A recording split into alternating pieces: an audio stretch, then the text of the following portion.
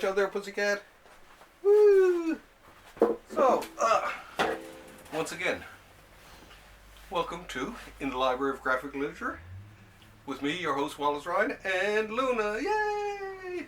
And one of our special guests, Lupo, the comic loving cat. He loves his comics. See, look, you can tell how relaxed he is. 15 years and strong. Exactly.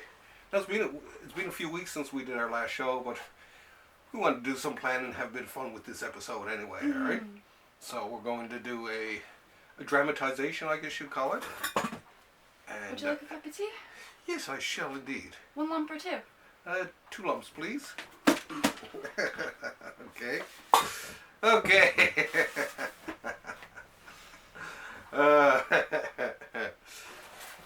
Well, and that being said, we're going to do a reading from, I guess it's a reading or dramatization, right? Of the famous scene from The New Gods number 7. And it's going to be fun. Yeah. Now we'll have a look at a couple of books first, and we'll get into the dramatics after, right? Mm-hmm. So, should we start with our 2 books for this week? And then our chat about other books possibly for sale? In the underground market. The secret store of the graphic literature. Dun dun dun. Dun dun. And yeah, and if people can, I do have a Patreon page out there in the name of Alphabet Comics. So, you can help contribute and help with the show. Okay. Well. Now the first one is, and this is, Hellboy, right? Mm-hmm. This is by the same guy who does Hellboy, from the world of Hellboy, Sir Edward Grey, Witchfinder. Dun dun dun dun dun dun dun. Now this, I don't know if this is the same guy who the tea is named after. I can't remember which Earl it was, His name is Earl Grey. Yeah. Well, no, Sir Edward Grey. I'm not sure if he was the one who became it. But anyway, yeah, it's written by Mike Mignola, who does... Oh, he's a Sir. The Queen must love him then. Yeah, exactly, right? Oh, by the way, Earl Grey is the Queen's favorite tea. Yeah? Yeah. Is that true? Yeah. Oh, great. So that's what I got here. She got a sprained back by. And I know how she feels. I got a sprained arm or whatever, right? Here, I'll show the folks a little bit of this anyway, just to... so they get a cool look at it. Hang on a sec. But these stories are great. I love Mike Mignola. He does a good horror stories. I mean, and Hellboy is one of my favorites, and he does, of course, all Hellboy and BPRD and everyone associated with it. Mm-hmm. So it's fabulous. Uh-huh. Meow meow meow meow meow. And oh yes, and our other new book this week. This is something called The Nocturnals. It's revolves around the mysterious quest of underworld enforcer and occult figure Doc Horror, his supernaturally gifted daughter Evening, also known as Halloween Girl, who carries a pumpkin full of haunted toys. The Gun Witch, a silent 2-gun revenant with an itch to kill monsters. A lissom wraith, polychrome, and a host of hard-boiled inhuman players battling hidden evils lurking on the outskirts of human knowledge. Sounds like Gothic literature. It does, doesn't it? Mm. And I actually kind of liked his artwork. He was Dan Bererton. Bererton, yeah, I guess. But he used to do stuff for DC, I think for Marvel, and I think this was, I can't remember if this originally came out from DC or like, let's see here, maybe it does say, sometimes it'll say, as that it first appeared in, Oni Press, that's right. And I actually even sold this. Oh, do you want to hit that okay? Oh, there's a bomb! I need to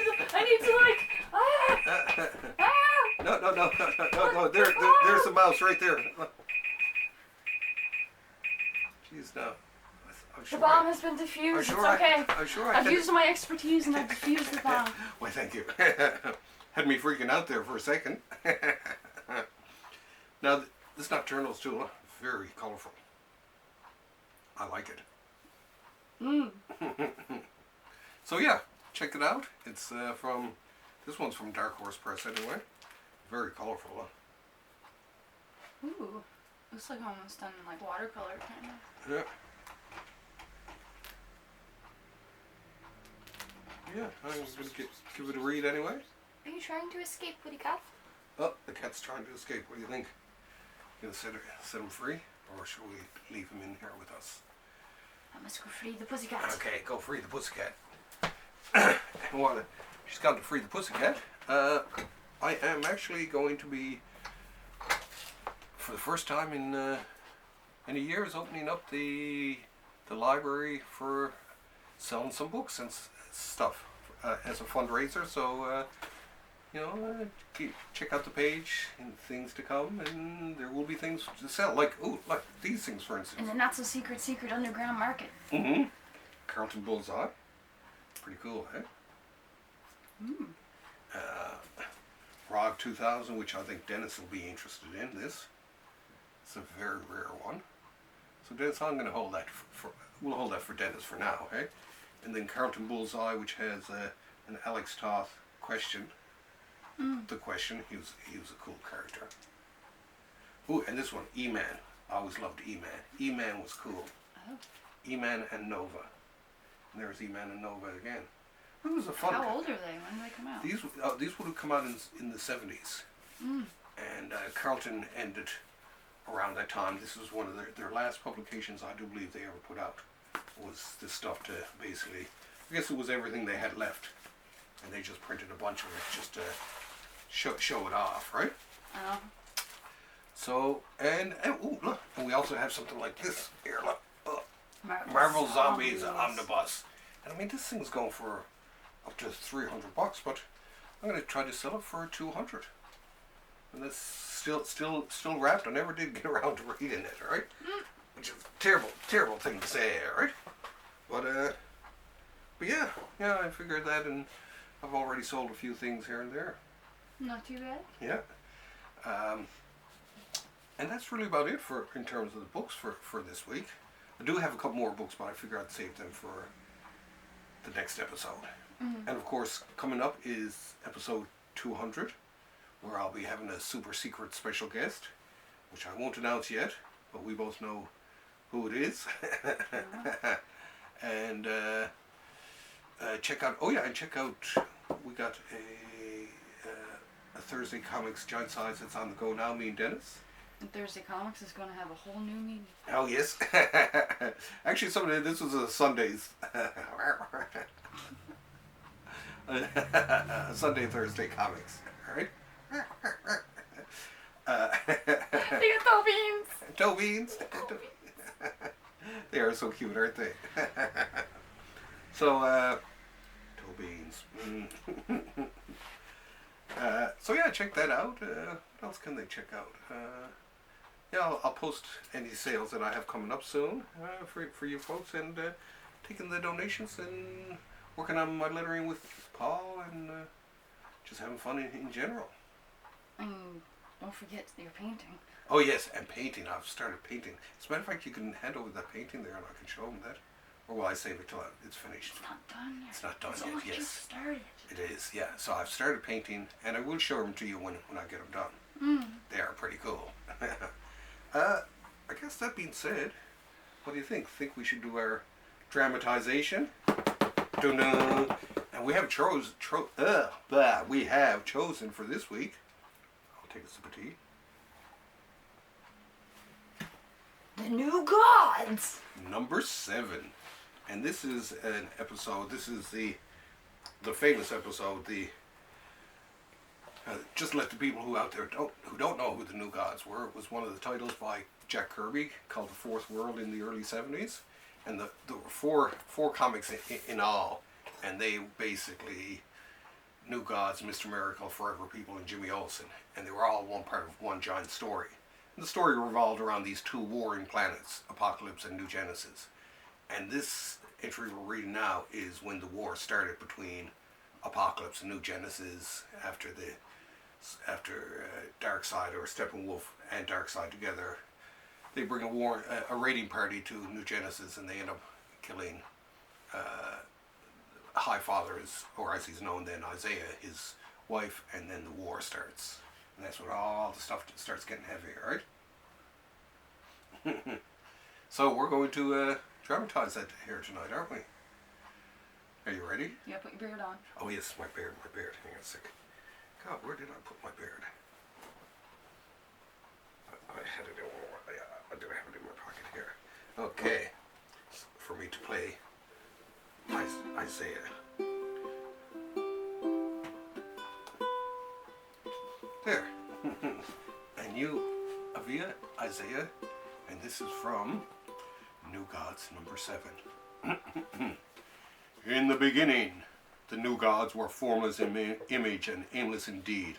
On each of these 2 new worlds, the races had sprung from a survivor of the old. The living atoms of Baldur gave nobility and strength to one, and the shadow planet was saturated with the cunning and evil which once was a sorceress. For an age, these new gods pursued their own destinies until the time of the Great Clash. It will start on New Genesis with these 2, Isaiah the Inheritor and his wife Avia, and happiness, the first sign of coming tragedy in an imperfect state. Dun, dun, dun, dun, dun. Are we made for war, Isaiah? You know, I've never heard you sing. Sing, Isaiah. Let me hear your voice when it's not a battle cry.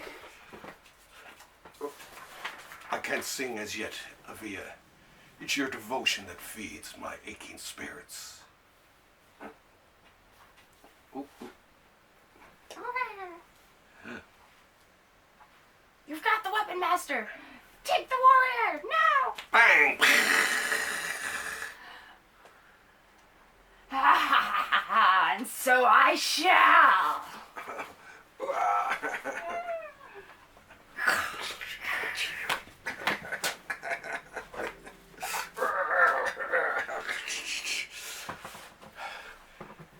Careful, Uncle. Begone, Avia. Steppenwolf of Apocalypse and his demon raiders. Can't you find enough of your brutal sport among your own foul kind? Look out, Uncle. You snared Isaiah the Inheritor. He's a New Genesis leader. Listen to that voice, Steppenwolf. It could save your life. Oh, for this affront, you'll forfeit yours! Oh, and... We can kill him, Master! Give us the order! Stand back! He's my kill! I'll hang his skull on my wall as a trophy! I hunt where and what I want and what I wish, Isaiah, and I claim even the leaders as my quarry! Arrogant dog, I'll take him. We can't risk the life of my uncle. We obey! What is this? How dare you! You fools! How dare you fools interfere! Pow! And now, Steppenwolf, we'll see whose skull hangs in exhibition. No, Isaiah, no! What? Steppenwolf is as savage as the things he hunts. He seeks the movement behind him. He whirls and fires a fatal radiant bolt from the butt end of his cable snares.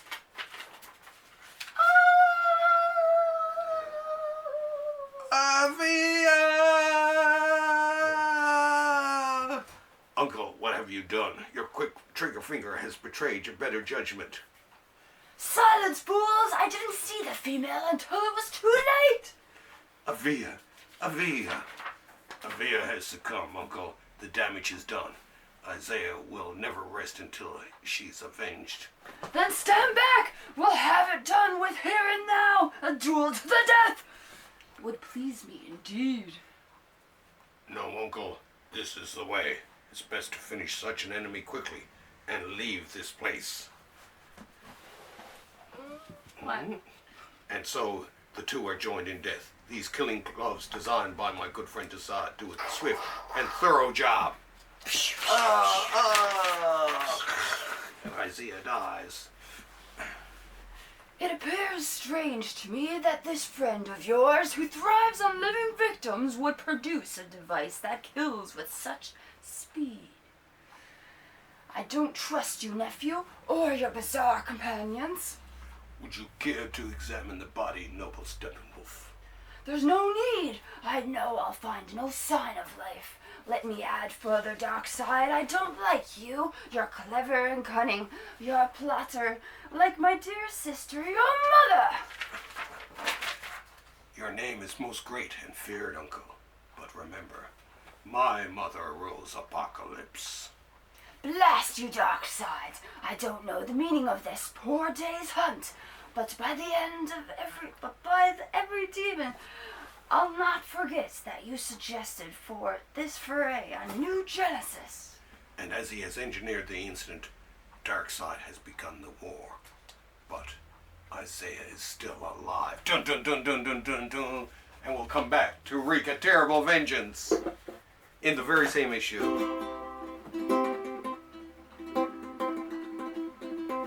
And it's cool because he does come back and let's just let people know what does happen in the end.